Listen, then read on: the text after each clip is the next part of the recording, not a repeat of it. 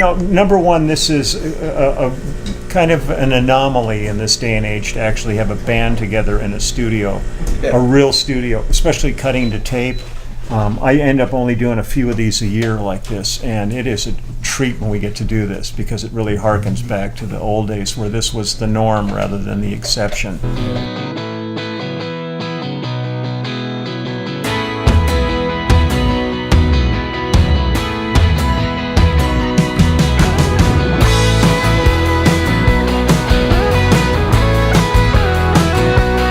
So there I was at a friend's house, and much to my surprise and listening bliss, they were playing an entire CD by an artist.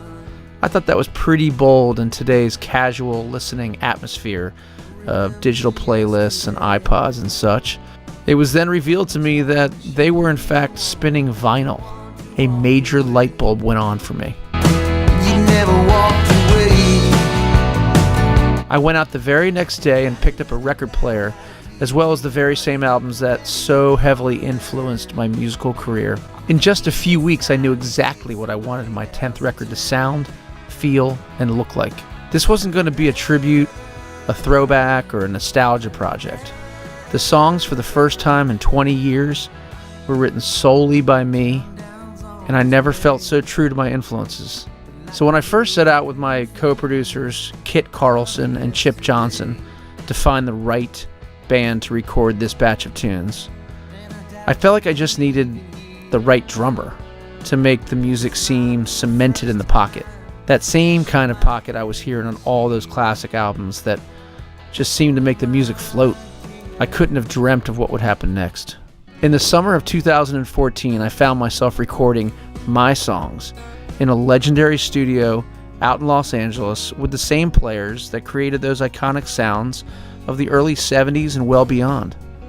I had Russ Kunkel on drums and percussion, Leland Sklar on bass, Waddy Wachtel, Danny Korchmar, and Jeff Pivar, all on guitars and lap steel. I also brought John Red Redling on B3 organ to be the glue on the project. I don't want this to end. Yeah. It dawned on me that we're halfway done and I'm depressed about it. I want to keep going. Yeah, I like Pat's writing a lot, man. He's got some of these tunes remind me of will be and I hope to be country smash tunes. I mean, there's some really solid choruses on these tunes. He's number one in my book. Yeah. It wasn't just that they agreed to do it. It was that they gave their heart and soul to the music in a creative way that only they can do. It's something that is second nature to these guys. The process was simple. I would play them my song, and minutes later we recorded live to 2-inch tape. It was never more than 2 or 3 takes, and then we were on to the next song. It was exhilarating and relaxing all in the same moment. The creativity was on maximum at all times. I'm having a blast. I mean, I've had the great fortune of working with Russ and Lee in the past, but I've never played with Waddy before, so I've been a big fan of his work for a long time. So that's really fun to get a chance to play guitar with him. Of course, Pat is, I don't know, he has that quality of writing songs that, you feel like you've heard them before, but he has a unique twist, and he's got such a beautiful voice. And the fact that he's assembled all of us together, it's a real honor for me to just be a part of this. Pat's music, I love it. It's really unique in so many ways. I mean, it sounds like it's something comfortable, like you are immediately drawn to it. It feels like classic music that you've always loved, but it's brand new. And because of the organic buzz around this album, I was able to enlist some incredibly gifted guests, including Paul Barrere of Little Feat. I mean, Little Feat was my very first concert. I couldn't believe he was on this project. John Popper of Blues Traveler, a longtime supporter, and Pat Monahan of Train, one of my oldest touring comrades. Gabe Witcher of Punch Brothers and Matt Menifee from Bruce Hornsby's band, they also joined in. While recording the vocals back in Sweet Virginia at Bias, the same studio I worked on my very first recording, it felt like a revolving door of talented friends as they passed through the DC area while touring. I had PMB's Al Walsh, Bobby and Hank of the Blue Dogs, Colby James, Tony Luca, Emily Hearn, even my brother Hugh. They all added to the powerhouse core backing vocals on this album from Jonathan Bryan Williams and Patrick McAloon. Michael Geegan put his signature horns on there as well. The lyrical content on this album is very personal to me.